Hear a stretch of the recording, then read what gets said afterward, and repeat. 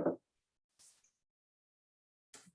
hello again, everybody. Welcome in to whatever this is. I have no fun name for it, but it's an interview. And after completing all of the interviews with city council candidates, I'm now on to the mayor's race. So this is where the big things happen. This is going to be a huge interview that's going to change your life. Mr. Todd Coyle, welcome on in. How are you today? Great, great. You know, it's a beautiful sunny day. Yeah. And like I said, I have coffee, so you know, it's all good. So I'm set. Oh, thanks. Thank you. Yeah, people have commented on it. So I guess I wasn't thinking about having that in the frame, but it's there. So Well, I'm a musician, so you know, it's fitting. Well, we can start there. You did a video, from what I understand. You mean the one downtown for the website stuff? Yeah. Mm-hmm. Yeah. And I actually watched that the other day. Is that your song? Well, it's a parody of a Neil Young song. Okay. You know, Rockin' in the Free World is, you know, Rock That Curbside. I see. Okay. I guess I didn't connect those dots. I'm sorry about that. But no. You know, it's slightly different. You know, it's hard to do, you know, just Neil Young with you know, the full band with just an acoustic guitar. But, Yeah. But yeah, that was a lot of fun. We just had a blast making that, and it did well. It looked like you were having the time of your life doing it. It looked like it was so much fun. Well, it was great being downtown because while we were shooting it, you know, there was customers and, you know, business was actually happening and the town was kind of bustling. So, you know, parts of the things on the streets, we were just like, actually customers were behind the cameras waiting in line because we were just like, you know, hang on a second, we're just going to do this little shoot. It was very successful, right? I guess it helped get the city an award of some sort, or? Yeah, well, first of all, we got, I can't remember now, something like 30-some thousand views on it when it originally went out, or maybe it was 25,000, something like that. It was huge. And then it was picked up by the Main Street America folks, and we won second place nationally. Yeah, so we got a little bit of grant money to do more marketing stuff like that out of it, and you know, they got us national attention. So yeah. So are you running on the Rockin' in the Free World platform? Maybe the Rust Never Sleep? No, well, yeah, sure. Yeah. So then that leads me to something I've got to ask you. Why in the world do you want to be mayor? You know, that's a good question, because sometimes I'm thinking, why would anybody do this? But the reason is basically I've been involved with one community thing or another for the last 40 years in the county, and particularly in Charlestown for like the last, you know, 12 or so. And it just, for me, it's just a time to do it. You know, it's sort of, I built up to it, and I've been involved with, I mean, I've been on city council, and I've been involved with, you know, economic development down here, and just done all kinds of things. And I'm getting older. So, you know, it's, and I do want to retire someday. So, you know, for me, it's now or never, you know. Well, so is this the first time you will have run for mayor? Well, it's been in the back of my mind for years, and people have been, you know, encouraging me to do it. And I was like, you know, so the thought has been there, whether, you know, like 15 years ago, I came up with this life plan, and part of that was, you know, working with the city like I have done. And there was kind of in the back of maybe run for mayor someday, you know, depends on if the timing was right, or if, you know, I felt like, you know, I had something to give. And particularly through the, you know, the pandemic, I just really saw this community come together and support business and that kind of thing. And it was just really encouraging. I think we have a really great community here, and I love working with them. And so, you know, it's okay. And it came time to make a decision back in January, and I was just like, it's, you know, if I don't do it now, I'm not going to do it. Mhm. So, and part of it is, we had a discussion at council about how to get people engaged in community elections. And that was kind of the deciding factor for me, because how do you get people engaged if you don't have viable candidates running for office? So, part of my push to do this was to get the community involved in the local government and how the town is developing. Town's growing, and there's a lot of issues, stormwater, water rates and that kind of stuff. And we need the community to come together to solve these things. I think as a community and as a group of people, it works better when we have more of the community involved in the decision-making process. So, Is this in any way, and I'm not trying to stir anything up, but I guess I'll frame the question this way then. What do you think of the job Mayor Trainer has done so far then? Does this have anything to do with him, that you're like, well, I see things he does, I would do this differently? Or is this just, like you said, part of your life plan? it's just part of my life plan. Bob and I are friends. We've worked together for 4 years. And we have different styles and different, I'm more into the development of small business and that kind of stuff. But my decision to run really had nothing to do with Bob, the job he's done.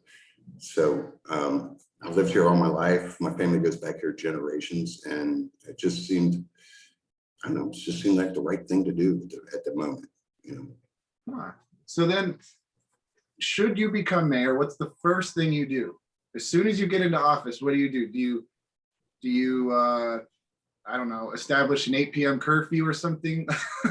Like, what would you like to do the most?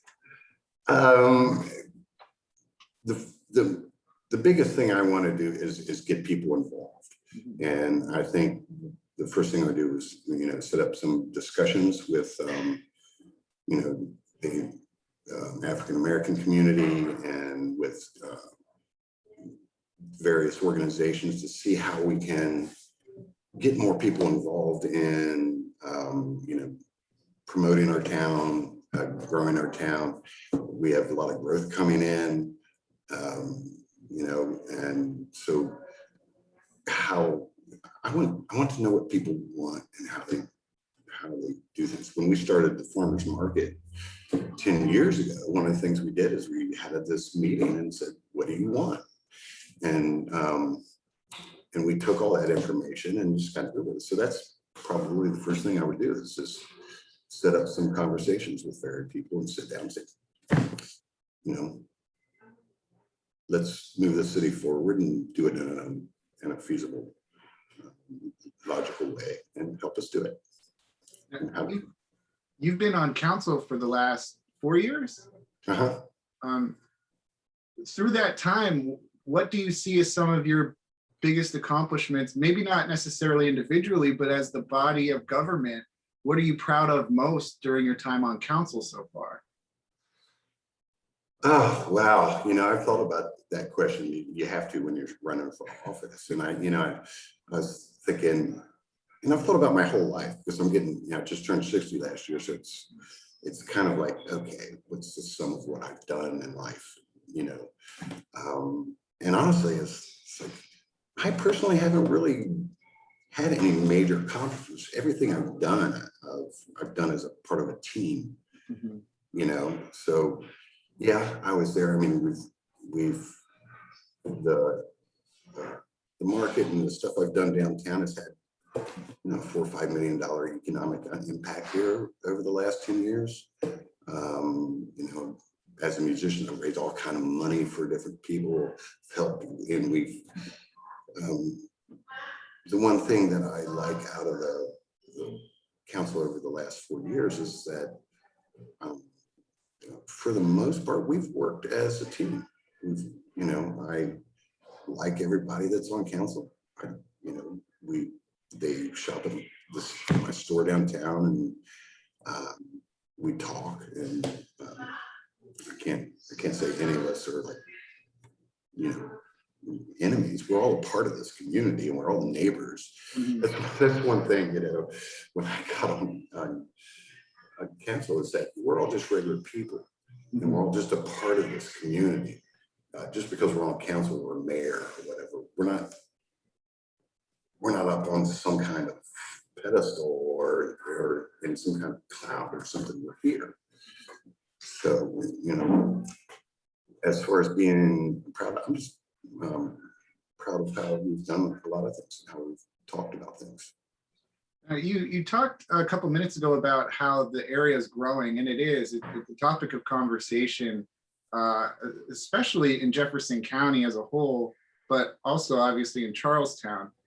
What needs to happen to grow responsibly, do you think? Are there plans that you have for smart growth, or ideas and things you'd like to see to grow in a good way for everybody?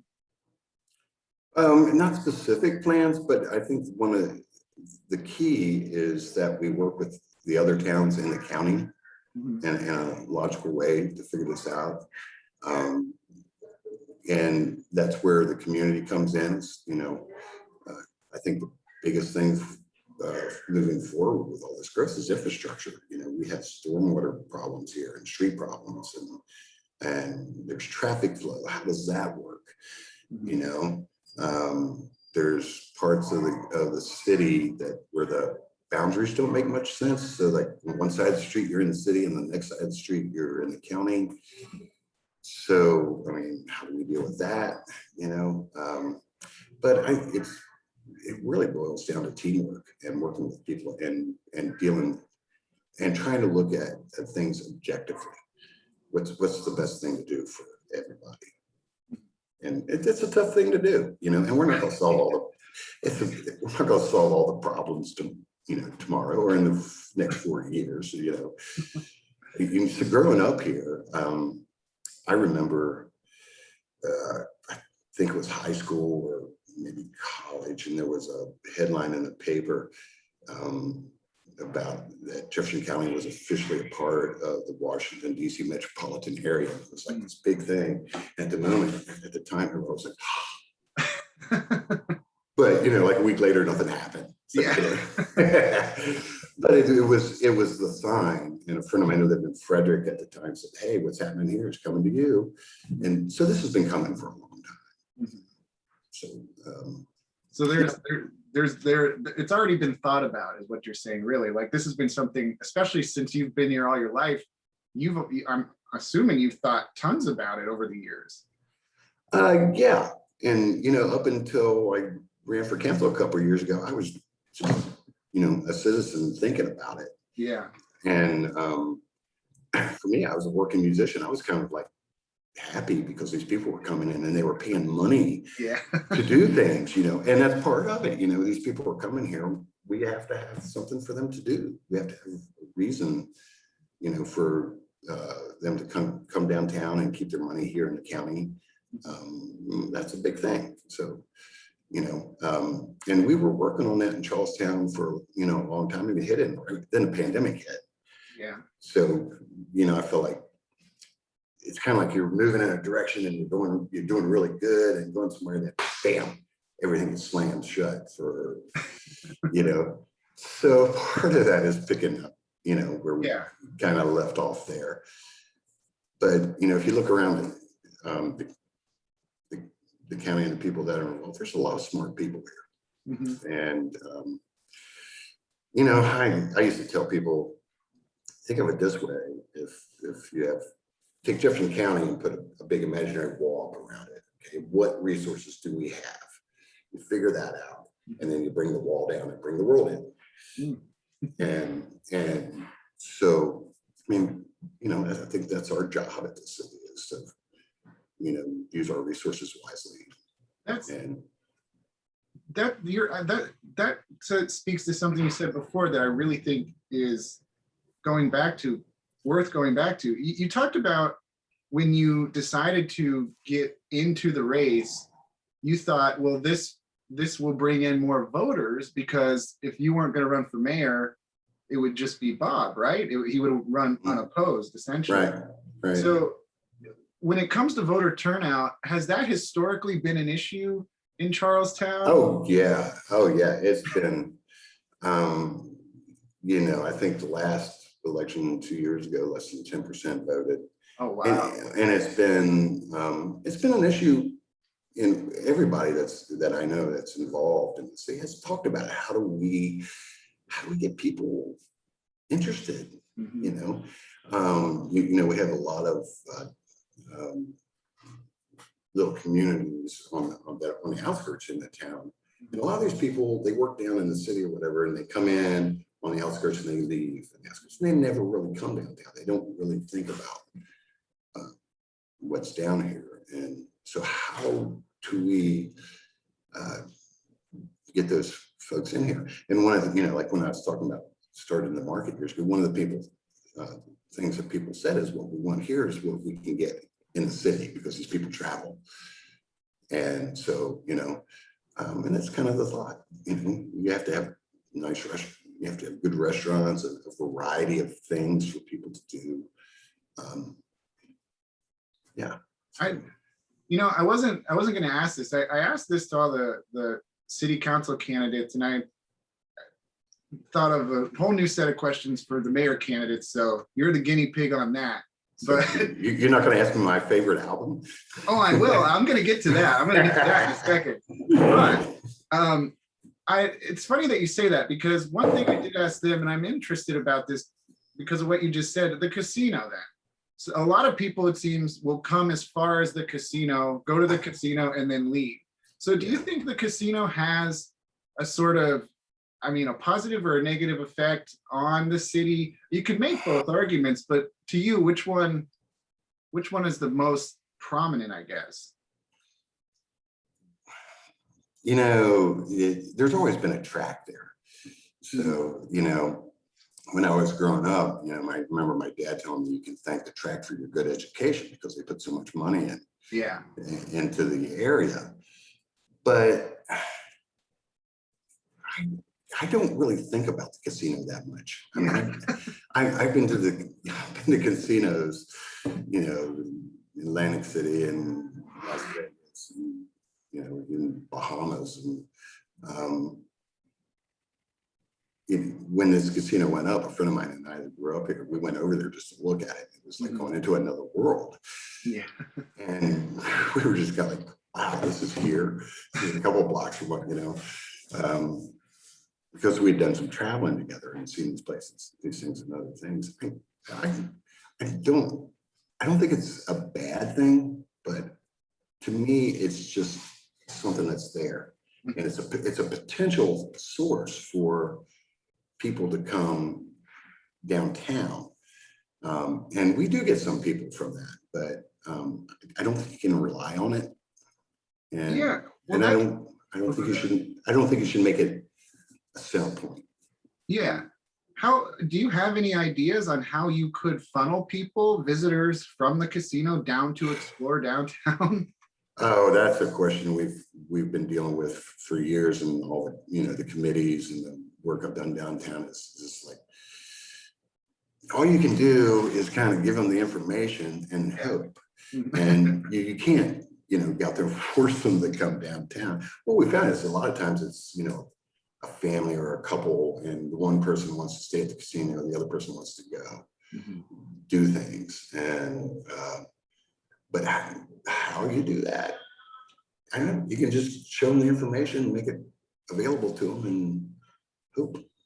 Well, I mean, you could establish Charlotte, like, I don't know. You tell me, how is Charlestown's live music scene? Do you guys have sort of a busting, I don't know, it's a Friday night, there are 3 places that have bands. Does that happen in Charlestown? It did, yeah. And it was growing. You know, I was helped. Well, I was there in the beginning of the Shepherdstown music scene and was a major player in forming that. I mean, it wasn't, you know, I didn't do it.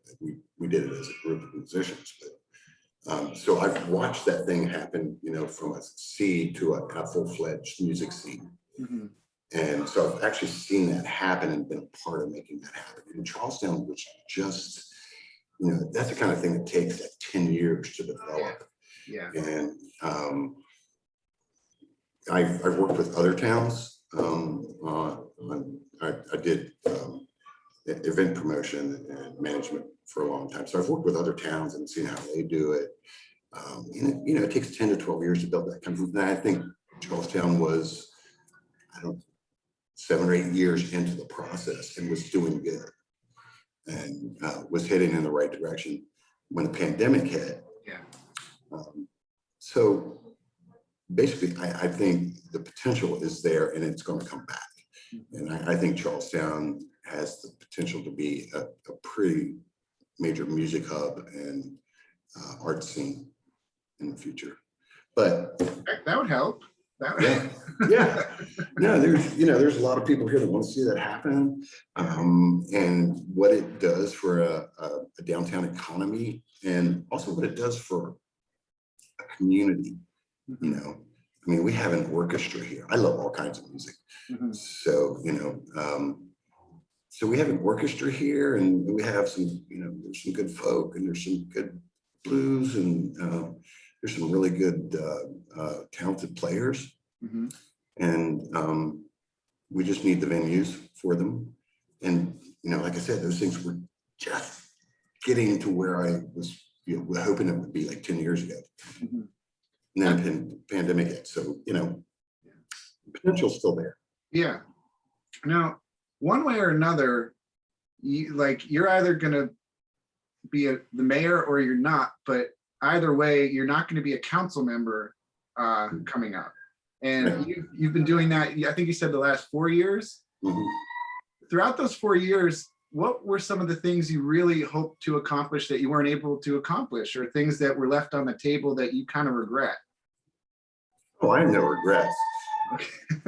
I mean, I don't come into these things with a lot of anticipation. I come into these things looking for ideas, and how do we as a group of people formulate these ideas, and how we go forward with them. Everybody always says, well, you want to do this and want to do that. And yeah, I want to grow the music scene. I want to see vibrant downtown businesses. My passion is small business, because I've always been, as a musician and as a business person, I've always been a small business person. I've always rooted for the underdog and stuff. So I think I don't really have any regrets. There was nothing that you really wanted to get done that you didn't see get done? Well, there was, no, not really. I mean, I think I have probably a unique perspective from a lot of the folks, because I've been here so long. So I've seen this, evolution of the city. Like when I was a kid, downtown, you got everything downtown. Everything was in walking distance, from groceries to, shoes. And then you saw the era of the strip malls and that kind of thing. And you saw downtown kind of dry up and move away. And it's starting to come back, I think, so for me personally, it's this long process that I've watched happen. And I think we're in an upswing, and I like where it's going. So, and I'm pretty well known here, and I've done a lot of work here, and I just think we can just keep growing. And so I want to see happy people, and I want to see good businesses. Happy people and good businesses. That's the platform. Happy people and good businesses. Yeah, absolutely. That's what I've always worked for. When you sent the thing out to me about doing this interview, you said you want to do the lighter side of all this stuff, and I was like, oh, thank you. Well, because besides all the the real issues and serious stuff, you got to laugh and have some fun sometimes. Yeah. You can't get so bogged down and serious that you lose your perspective. And so I'll ask you one more serious question and then get to the light stuff, which is all going to be about music because I know you're a music guy. So I'm Okay. excited for that. Okay. Very excited for that. But if no matter the outcome of this election, do you see yourself potentially down the road being in, city politics again? Or is this something, if this doesn't work out, you're done? Well, according to my life plan, if I stick to it, I'm done. But I'm not going to stop working on community. Mhm. I'm done with politics. But I think you have to adapt, and maybe I don't know. What I need a life plan. You should help me with mine. I have no idea what I'm doing. Well, I've done that since I was a kid. I'm always thinking, and that's what you should do in business and small business, is you think 1 year out, 3 years out, 5 years out.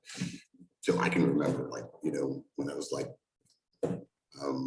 11, and I was learning to play guitar, and it's like, ooh, what stage of guitar playing do I want to be in 5 years, and that kind of thing. So Yeah.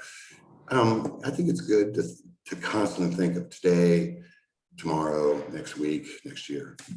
So you sort of learn to make decisions with all those things in mind, and you just hope that every decision works. But you could alter your life plan, though. You said you left the door a little bit open, and you could come back to politics, maybe tiny bit. Well, yeah, sure. I think it's a mistake to close doors, Mhm. and but there's no reason why you can't sort of close it and leave a little crack. Yeah. Yeah. And just because I want to see what's happening, and at the same time, you never know what's going to happen tomorrow. You can come up with all the plans you want, but Yeah.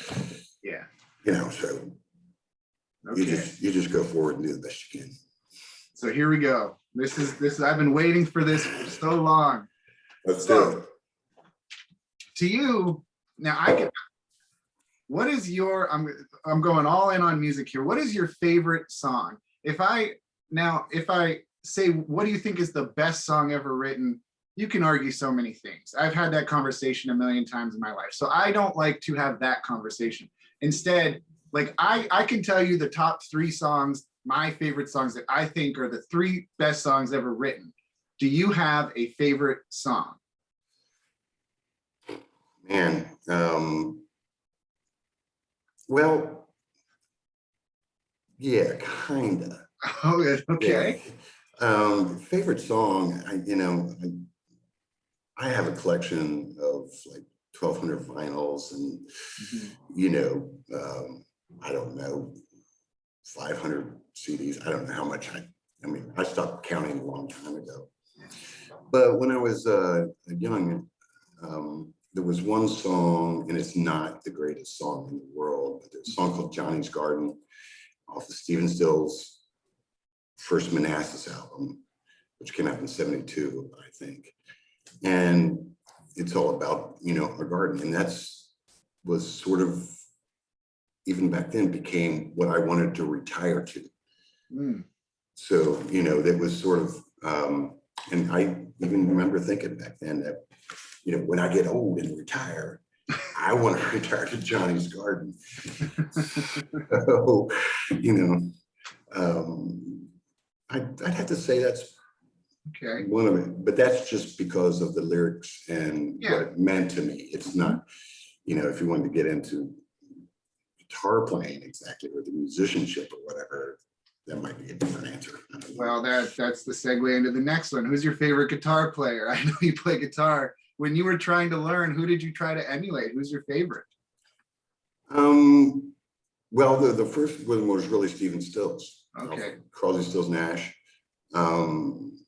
But that led to others, my style, I've had said, where do you get your style? Because I have a little bit of unique finger picking style. Mhm. And so it was, Stephen Stills, James Taylor, Eric Clapton, B.B. King, and a little bit to Bonnie Raitt. Oh, okay.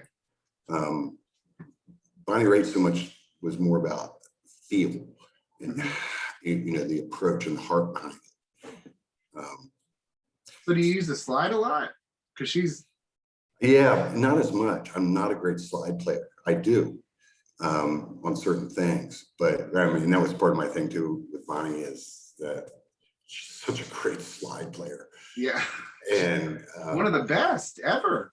Actually, none of that back to like Robert Johnson and all the old blues guys, which I love.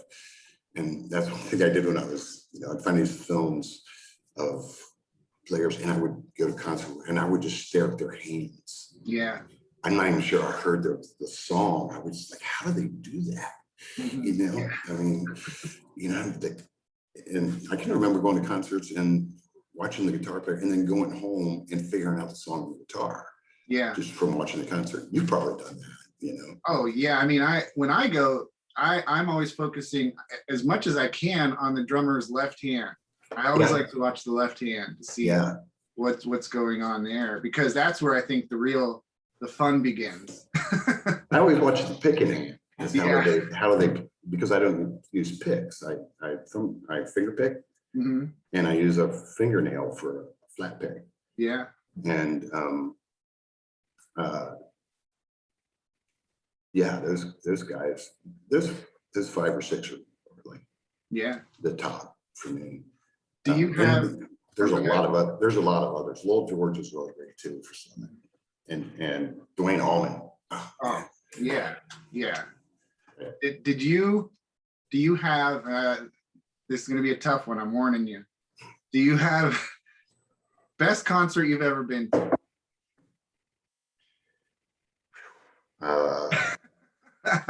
I should have sent you these questions beforehand.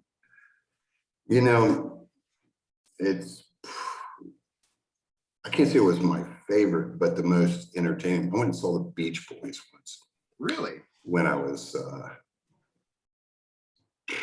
I don't know, I was 16 or something.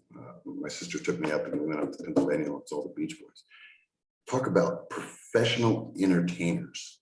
Was that with Brian Wilson? No. Okay. No. I think he was still,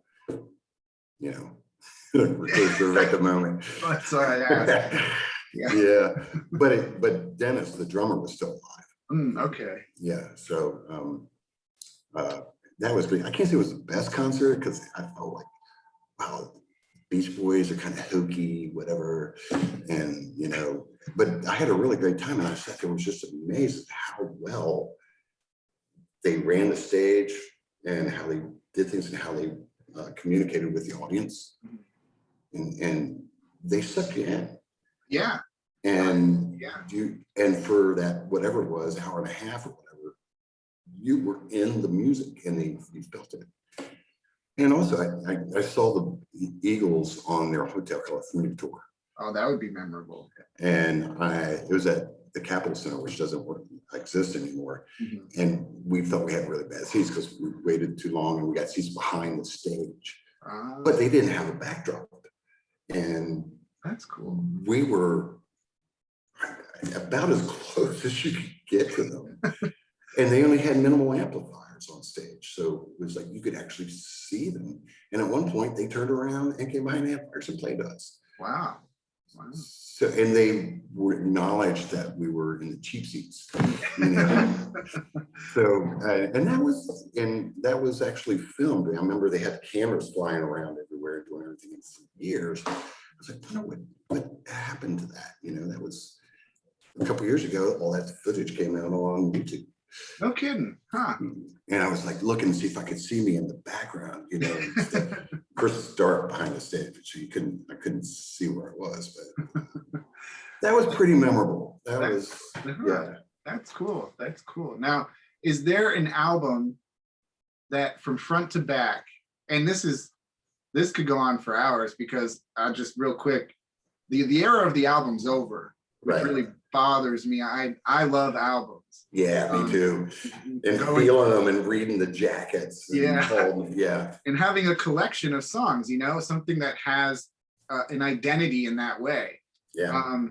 Is what sort of, if not your favorite, one of your or few of your favorite, like from front to back albums. The album works. First song, last song. Yeah. Well, the Stephen Stills Manassas album. Mhm. That's one I'm to this day, every once in a while I pull it out and listen to it. And just like, that was such a unique band because from front to back, you have everything. There's rock, blues, Mhm. Latin, folk, country, bluegrass.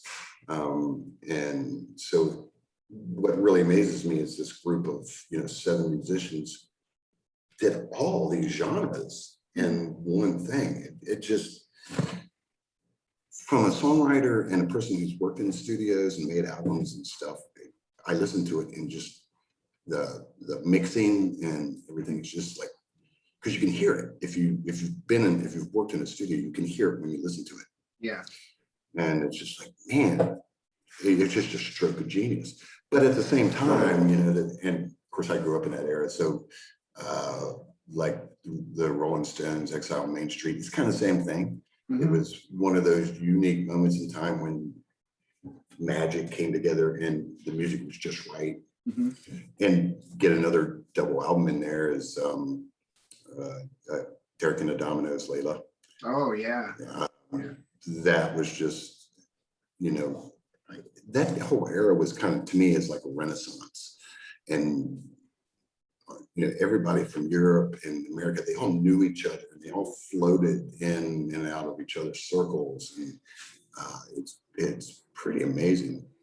And if you go back to some of the Beatle albums, I think, I was talking to somebody a couple of weeks ago about this because we were talking about on smartphones, you have more on your smartphones than the Beatles had in the studio. Yeah, that's very. But what the Beatles did with like 4 tracks, with everything, they bounced back and forth to another machine. So technically, they had like 8 tracks, but Phenomenal. Well, that leads me to this is the last one. This is the biggest one of them all. Ready, man. Bring it on. Stones or Beatles? Oh man. I love them both, and Well, everybody loves them both. We all love them both. No, I have to go with the Stones. Really? Why? Mostly because of Keith Richards' guitar playing. Okay. You didn't think George Harrison? George Harrison was one of the top guitar players of all time, but he Yeah. was, but I think it was overshadowed. And a lot of his riffs weren't the center part of the songs, and some of them were, some of them weren't. But in the Stones, what Keith Richards did was just raw, and it's rock and roll. Yeah. You can't get away from it. It's hard to pick between those two because I both of them have just been so much fun to listen to. Well, that's the eternal debate. I know. And the funny thing is, back in those days, you had all the publicity who kind of made them out to be enemies, and they were all friends. They lived around the corner from each other. There was no animosity between those folks. And it's fun to read about that kind of stuff now. Yeah.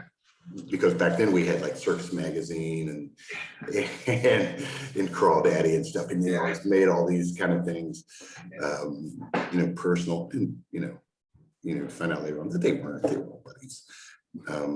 But the Stones, they have lasted and done things. The Stones and the Beatles will be listened to for the next 500 years. Yes. And the Stones were supposed to tour last year, actually, but the pandemic happened. I mean, they're still out there. It's crazy.